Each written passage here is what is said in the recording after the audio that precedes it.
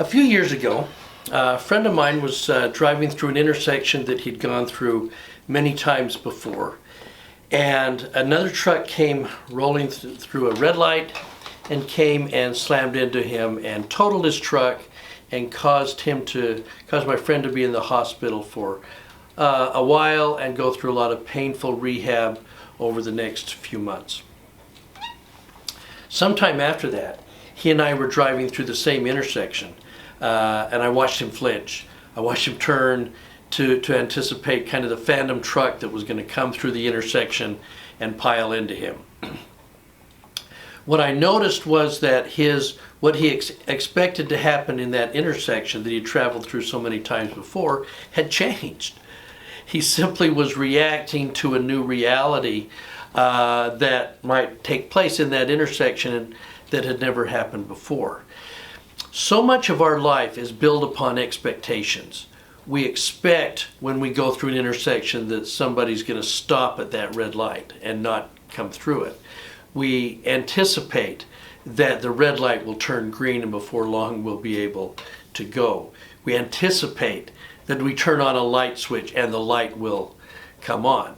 Our world and the control of it and our trust and because of that our peace and our normalcy in a world depends on things that we expect happening and that they will happen the same way tomorrow and the next day. We've learned to anticipate.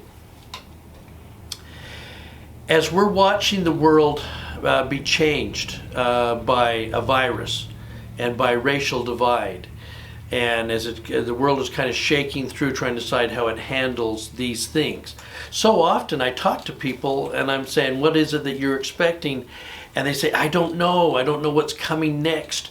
And because of that, I don't know exactly what to do and what we're going to do. Nobody seems to know, and we get into that place. And I believe that we're having, for a lot of people, and society maybe in general, is having kind of an anticipation crisis. We don't know what to anticipate next, and because of that we're feeling a sense of unease and a sense of crisis within us. How do we order our world? How do we know what we're doing next fall? How do we plan for family vacations? How do we know what our kids are going to do for school? All of that is a bit up for grabs, and it's in the air, and we're not able to control those kind of things and be able to plan and order our lives the way that we used to. Well, that's the very basis on which anxiety is created, because we can't anticipate what may happen next. We're watching it on a global scale now of trying to prepare where we go from here. So some of that is going to certainly be inevitable. Now, what's the solution to an anticipation crisis? A lot of times when you're watching people walk through some kind of crisis, anticipation crisis, let's say it was like something that had happened in their family or chronic illness, we tend to look for those things that remain constant in the midst of change. We can learn to anticipate more change and be comfortable in a world that is changing and anticipate that things will be different and that we're going to be flowing with that. But also we look for those things that are consistency amid change, things that we can count on. Sometimes our relationships become incredibly important. The promises and commitments that we've made to one another is a place that stays the same.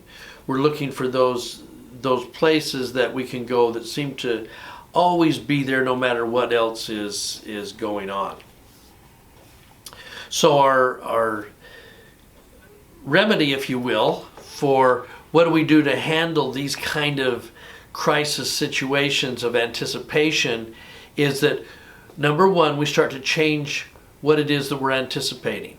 We anticipate that things are going to be in flux for a while and that we're just going to kind of flow with that as we go. Well, for some of us that's going to be easy to do. We might be a little bit more spontaneous. If your brain is a little bit more obsessive compulsive and wants answers and wants that, this could be a harder period of time where you don't know what to expect.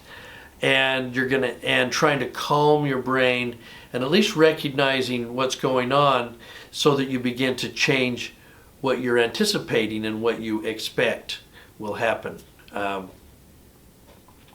Secondly, along with that then is what can we anticipate in terms of ourselves and being able to take care of ourselves while our expectations are being challenged, so that if we recognize we're a little bit more under bombardment of all these things, we don't know what's going to happen, then it becomes really important that things like sleeping and eating and some of the basics and exercise, we're taking care of that, because those are things that are in our control. Those are things that we can do.